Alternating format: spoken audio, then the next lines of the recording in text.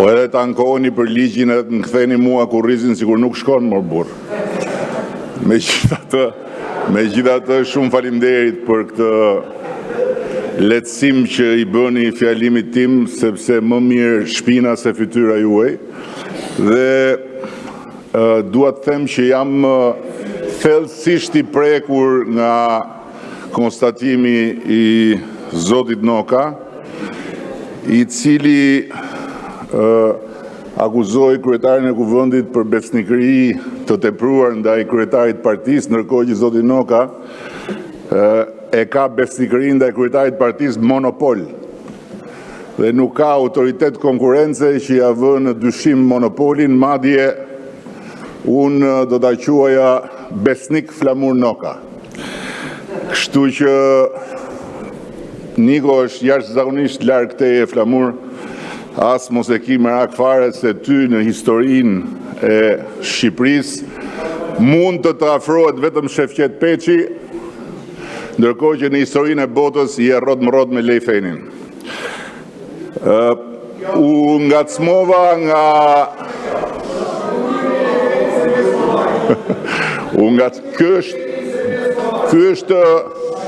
Ky është një opinion që mund ta diskutojmë.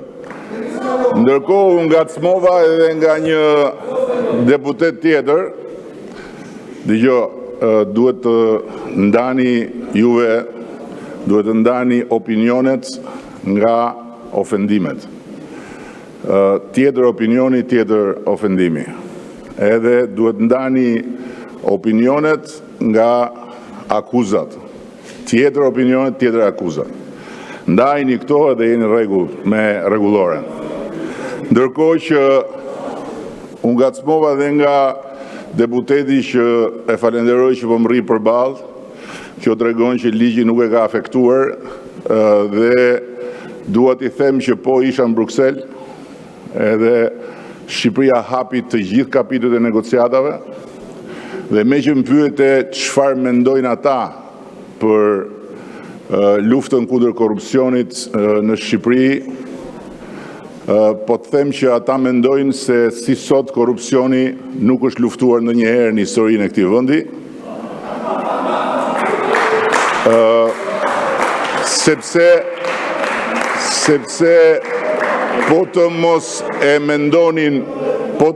mendonin këtë, nuk do t'i hapnin kapitujt e negociatave dhe në ndërkohë juve nuk e keni kuptuar akoma që në këtë vend punët janë ndarë. Dhe për sa kohë do vazhdoni të bëni këtu prokurorim popullore, për aq kohë do vazhdoni të jeni aty ku jeni dhe gjithmonë më të kurrur. Tani, natyrisht që këtu nuk jemi për diskutuar për ju, po me që më ngacmoni sa herë ju shoh dhe prandaj nuk vi që të mos ngacmohem. Ju thash disa fjalë lidhur me sa thatë, ndërkohë që dua ta nis pikërisht me varfërinë dhe me të ardhurat. Sepse pikërisht këtu tek raporti me varfërinë qëndron edhe arsyeja pse ne jemi sot mandat në 4. Dhe dua ta nis duke cituar Eurostatin, Institutin Evropian të Statistikave. Shqipëria ka një nivel më të ulët rreziku për varfëri sesa Serbia, sesa Malizi, sesa Bullgaria dhe sesa Turqia. Dhe Shqipëria është më pranë mesatares së Bashkimit Evropian në këtë aspekt. Këtë e thot Eurostati, nuk e them unë. Po vazhdoj me një tjetër burim serioz që përsëri nuk është burim qeveritar, lidhur me ndryshimin e peshës së ushqimit në buxhetin e familjeve shqiptare, i cili ishte afro 50% si peshë në buxhetin familjar kur ne morëm detyrën, dhe sot është nën 40%. Ndërkohë që sipas Bankës së Shqipërisë, jo sipas qeverisë së Shqipërisë, të ardhurat e disponueshme reale të familjeve shqiptare janë rritur mesatarisht 4 deri në 5% në vit në periudhën 2021-2024. Dhe po e mbyll me Fondin Monetar Ndërkombëtar, i cili jo më larg se pak ditë më parë tha Shqipëria është ndër ekonomitë me rritjen më të shpejtë në Europë. Me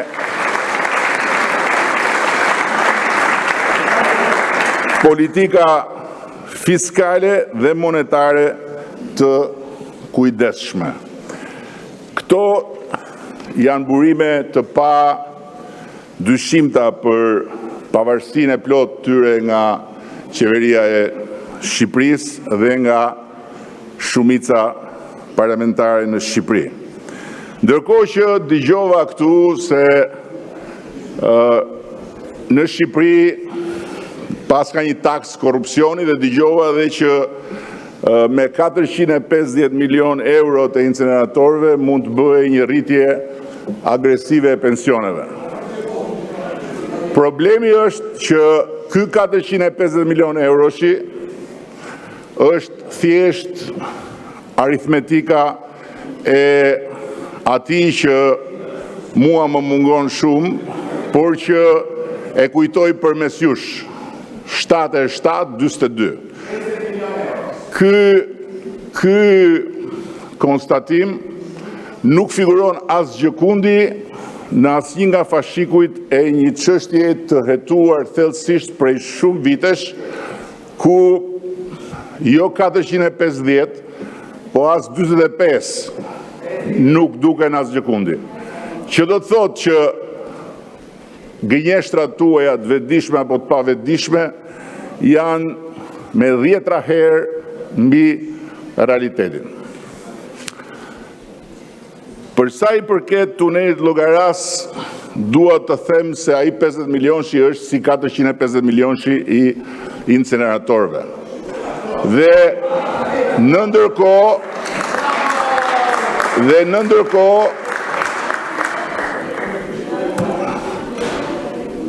rrini fort ligjit andej. Në ndërkohë natyrisht që sot pikërisht pse drejtësia është e pavarur, shqiptarët i referohen drejtësisë edhe nuk i referohen atyre që duan të bëjnë prokurorin rrugëve, dhe që pastaj kur dalin në rrugë mbeten kashte koqe, siç më thanë se kishin mbetur përpara një 2 netësh. Dhe e fundit që kam në këtë aspekt është kënga e mjerueshme e fondeve të bujqësisë. Dua t'i them shqiptarëve se Olafi, i cili bën hetime për llogari të Komisionit Evropian, për vitin 2019 dhe 2023 nuk ka gjetur shkelje të njëjtës natyrë siç ka gjetur në Shqipëri, vetëm në këto vende: Luksemburg, Maltë, Qipro, Irlandë dhe Hollandë. Ndërkohë që shuma e vendosur nga Olafi përpara vendeve të tjera të Bashkimit Evropian, që nga Italia tek Greqia, nga Hungaria tek Portugalia, nga Bullgaria tek Danimarka dhe Estonia, nga Polonia tek Rumania, është mbi 1 miliard euro.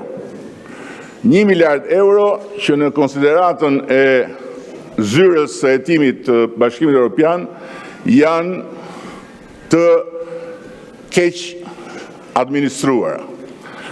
Kështu që duhet të mësohemi edhe me këtë aspekt, sepse jemi pranë Bashkimit Evropian dhe thjesht duhet të ulim kokën, të korrigjojmë çfarë mund dhe duhet korrigjojmë dhe gjithmonë të jemi të hapur për të korrigjuar përmes jo ndërhyrjes apo refuzimit të auditeve apo tetimet pavarura, por përmes respektimit tyre. Edhe kjo është një arsye pse kemi hapur gjithë kapitujt, edhe kjo është një arsye pse shqiptarët na besojnë ne dhe jo juve. Në ndërkohë, ky buxhet është një buxhet historik për Partinë Socialiste, sepse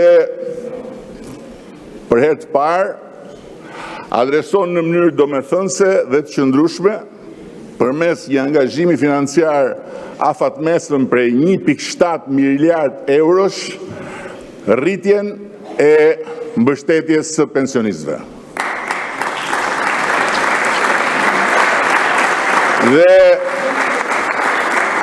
e mira e kësaj pune, që gjithmonë vjen pastaj në favorin ton, është se fjalët i merera, faktet mbeten, dhe në ndërkohë ato që dëgjojnë njerëzit nga foltoria apo nga tryezat e këtij parlamenti kanë mundësi të vërtetojnë në muajt dhe në vitet që vinë, siç i kanë vërtetuar të gjitha ato që ne kemi thënë. Kështu që sa më shumë do thuhet që ne nuk po rrisim pensionet, aq më shumë pensionistët do të binden se nuk ka asnjë alternativë tjetër në Republikën e Shqipërisë për ta dhe për niprit dhe mbesat e tyre përveç Partisë Socialiste të Shqipërisë. Vijojmë me mbrojtjen shoqërore. Mbrojtja shoqërore arrin sot me këtë buxhet në 257 miliard lek, ose me një rritje prej 11.6 miliardësh, që e thënë ndryshe janë 116 milion euro. Kjo shumë për mbrojtjen sociale, ndërkohë që nga një anë varfëria ulet, nga ana tjetër papunësia ulet, është më shumë se sa 2 fishi i mbrojtjes që kishin shqiptarët kur ne morëm detyrën. Më tutje,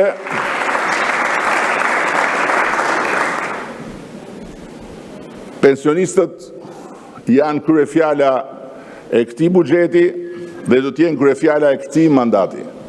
Por pa diskutim, pa harruar edhe ata që vazhdojnë të jenë në skemën e ndihmës ekonomike, pa harruar përfituesit si persona me aftësi të kufizuar dhe pa harruar edhe domosdoshmërinë për një qasje të re dhe një shtysë të re në aspektin e strehimit, e duke mbetur besnikërisht pranë të gjitha familjet e reja me vazhdimsinë e bonusit të bebes.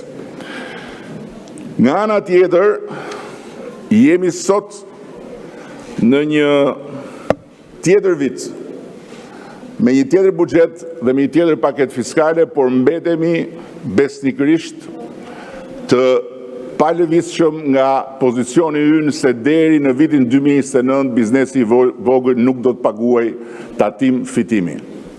Dhe atyre që flasin për varfëri dhe që flasin për papunësi dhe që flasin për taksa, duhet ju them se Shqipëria ka nivelin më të lartë të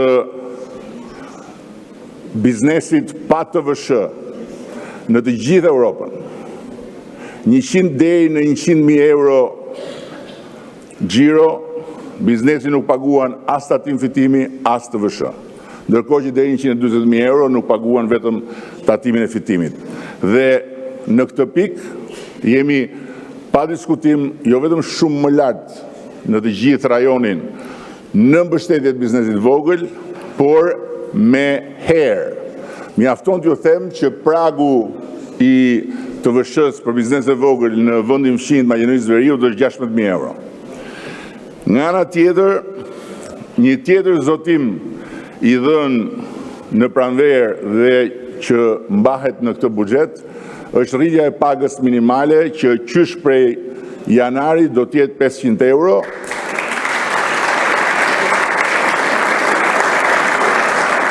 Dhe do t'jetë një pagë që do të vazhdoj të rritet brenda mandatit 4 me objektivin ambicios që deri në fund të këtij mandati paga minimale në Shqipëri të jetë 700 euro. U fol këtu për një falje të madhe, është e vërtetë. Është një falje e madhe që përmes pagjes fiskale do t'i bëhet të gjithë sipërmarrjes, duke i dhënë mundësinë që të mbyllë të gjitha çështjet e vjetra, duke ushqyer më tepër besimin dhe bashkëpunimin ndërsjellë me sipërmarrjes dhe administratës tatimore dhe duke lehtësuar marrëdhënien mes tyre e duke lehtësuar edhe kostot administrative të sipërmarrjeve. Prandaj i ftoj të gjitha sipërmarrjet të lexojnë me kujdes paketën tonë fiskale dhe t'i referohen faljes detyrimeve tatimore që do të bëhet në 4 forma. Fshirje plotë e detyrimeve të papaguara më të vjetra se 10 vite, fshirje 50% e detyrimeve të periudhës 5 deri në 10 vite, nëse pjesa e mbetur paguhet me njëherë, me fshirje totale të gjobave dhe të interesave, fshirje 25% e detyrimeve të periudhës 5 deri në 10 vite, nëse pjesa e mbetur paguhet me këste brenda vitit, gjithashtu me fshirje të gjobave dhe interesave, dhe fshirje i gjobave dhe kamatvonesave për periudhën 1 deri në 5 vite, me kusht që të paguhet i plot tatimi dhe kontributi i asaj periudhe. Kështu, bizneset jo vetëm do të kenë mundësi të lehtësohen nga kjo barë e vjetër, por do të kenë mundësi të korrigjojnë deklarimet dhe pasqyrat e mëparshme financiare. Për diferencën e korrigjuar vullnetarisht mes deklarimit vjetër dhe atij të riu, tatimi i fitimit do të jetë vetëm 5%. Sipërmarrja mund të angazhohet të rrisë me 18% fitimin e tatueshëm krahasuar me vitin e kaluar dhe çdo fitim mbi këtë nivel do të tatohet me vetëm 5%. Kjo është një marrëveshje e re, një marrëveshje kuptim plot dhe një marrëveshje transparente në funksion të fuqizimit të ekonomisë dhe pa diskutim edhe në funksion të lehtësimit të kompanive e të rritjes së mëtejshme të ekonomisë.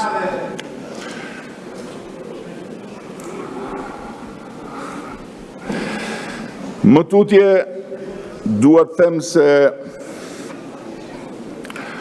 në ndërkohë buxheti bën edhe një rritje tjetër, domethënëse të pagave, pasi rritja e pagës minimale nuk është vetëm një rritje e pagës minimale në vetvete, por është edhe një shtytje nga poshtë lart për të rritur pagat më sipër. Dhe faktikisht duhet kujtuar se e filluam me përjashtim nga tatimi mbi pagën i atyre që kishin pagë minimale 300 euro. E vazhduam më pas me ata që pagën minimale e morën 400 euro dhe sot do ta vazhdojmë me ata që pagën e kanë 500 euro, që përbëjnë rreth 35% të tatim të punësuarve. Paga minimale në Shqipëri, kur ne morëm detyrën, ishte vetëm 157 euro. Ajo sot shkon në 500 euro dhe në ndërkohë duhet ta mbajmë mirë parasysh se pesha e të punësuarve me pagë minimale në tregun e punës ka rënë nga 60% në 14%, gjë që tregon një rritje të vazhdueshme drejt pagave më të larta.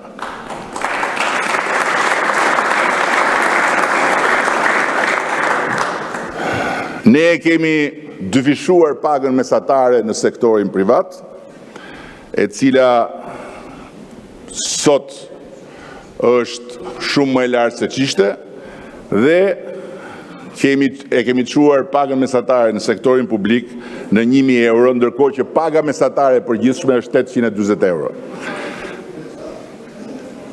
Për herë të parë do të fusim edhe indeksimin periodik të pagës çdo 2 vjet për administratën publike, në mënyrë që të vazhdojmë të fuqizojmë familjet dhe të mbështesim rritjen e standardeve të jetesës.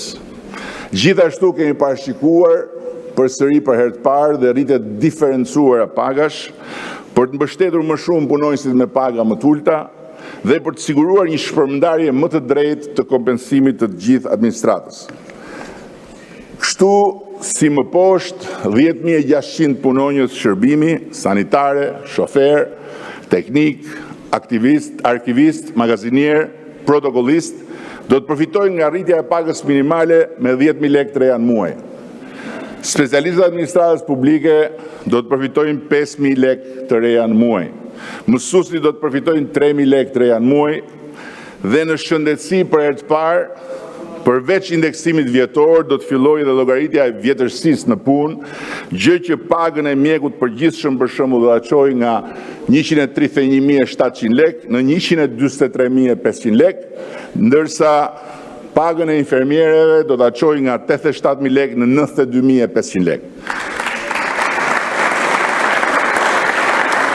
Të njëjtën gjë, përveç indeksimit me rritjen për vjetërsinë në punë do të bëjmë dhe për punonjësit e policisë shtetit, që për gradat më të ulta do të kenë një rritje mesatare prej 5.000 lekësh të reja në muaj, dhe pastaj, sipas vjetërsisë në punë, për inspektorët nga 18.500, paga do të shkojë në 84.500, ndërsa shtesa do të shkojë në 100.000 lekë. Nën komisarët 95.500 do të shkojë në 100.000 lekë, me shtesa do të shkojnë në 116.000 lekë. Komisarët sot janë 105.000 dhe në total do të shkojnë në 125.000, drejtuesit e thjesht sot janë 130.000, do të shkojnë në 156.540 lekë të reja pagën. Kostoja totale e këtyre masave për sa i përket administratës është 100 milion euro.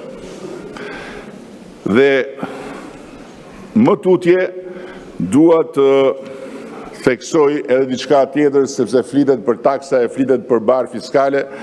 E thash për sa i përket biznesit vogël, por dua të shtoj dhe se tek biznesi i madh krejt ndryshe nga çfarë thuhet dhe propagandohet, ne jemi vendi që ata që fitojnë më shumë i takson më shumë.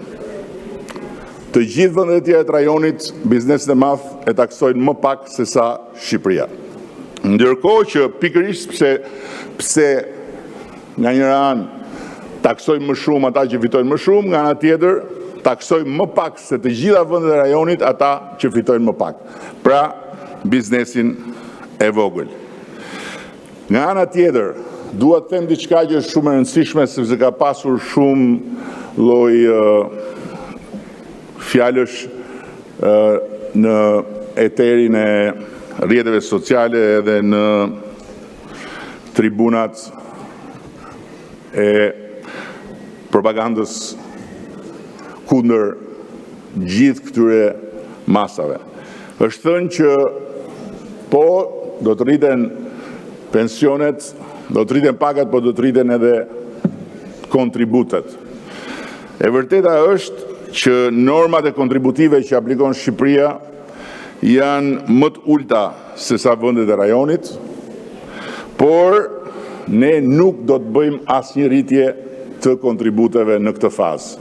Kështu që të gjithë duhet ta dinë se gjithçka që do të rrisim në buxhetin familjar për pensionistët, për punojnësit administratës dhe gjithçka do të rritet në buxhetin familjar dhe të punojnësve në sektorin publik si rezultat i rritjes pagës minimale, është vetëm rezultat i rritjes së ekonomisë.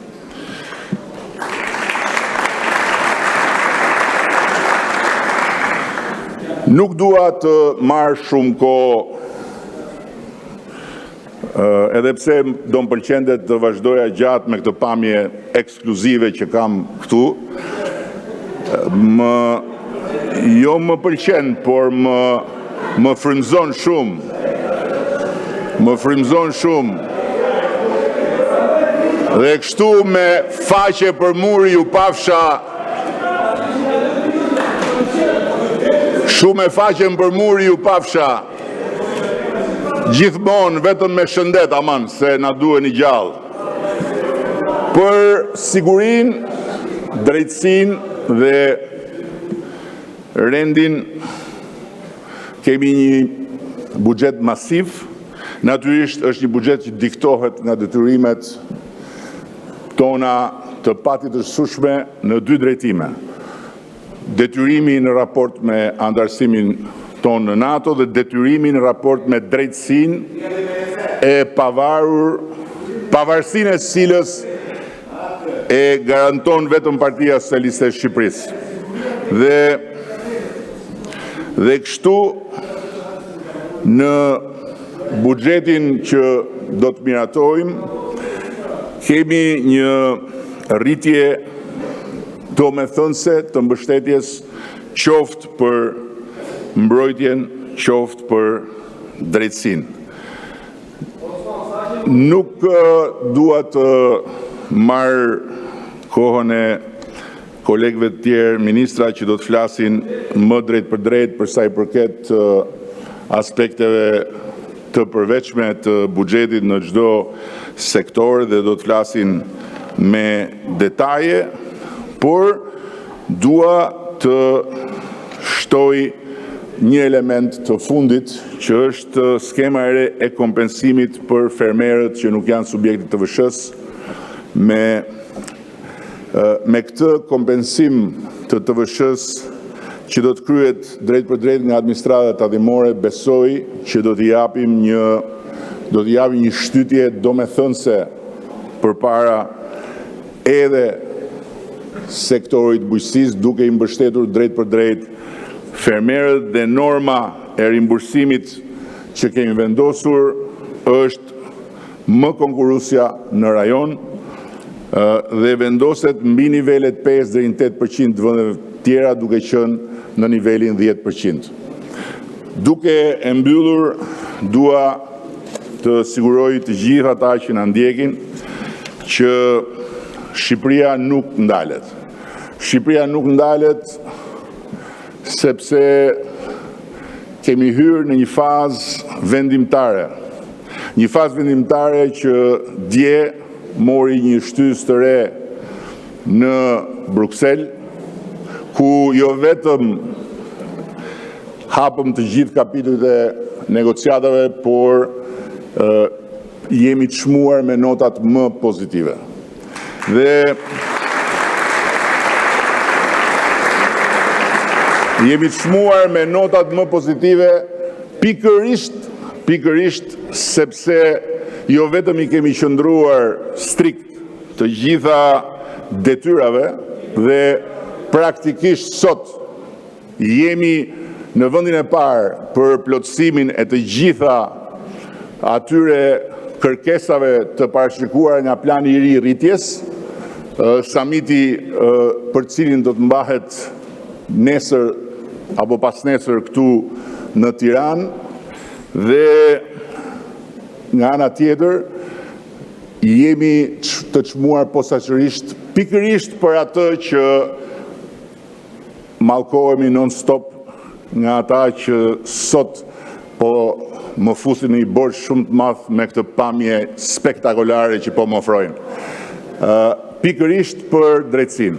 pikërisht për reformën drejtësi, pikërisht për pavarësinë e drejtësisë, pikërisht për respektin ndaj asaj pavarësie dhe pikërisht për faktin që nëse sot Shqipëria për herë të parë në histori lufton me korrupsionin, nëse sot Shqipëria për herë të parë në histori heton pa dallim, nëse sot Shqipëria për herë të parë në histori ka vendosur në të njëjtin nivel me pushtetin legislativ dhe pushtetin ekzekutiv edhe flamurin e pavarësisë së pushtetit drejtësisë, kjo jo vetëm është merita ekskluzive e Partisë Socialiste të Shqipërisë, por nga ana tjetër botërisht dihet se Partia Socialiste e Shqipërisë është edhe garantja ekskluzive e asaj pavarësie.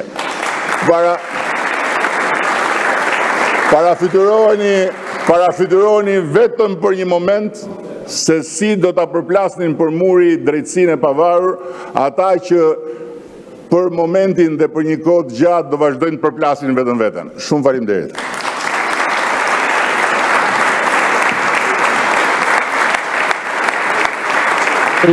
Faleminderit zoti kryeministër.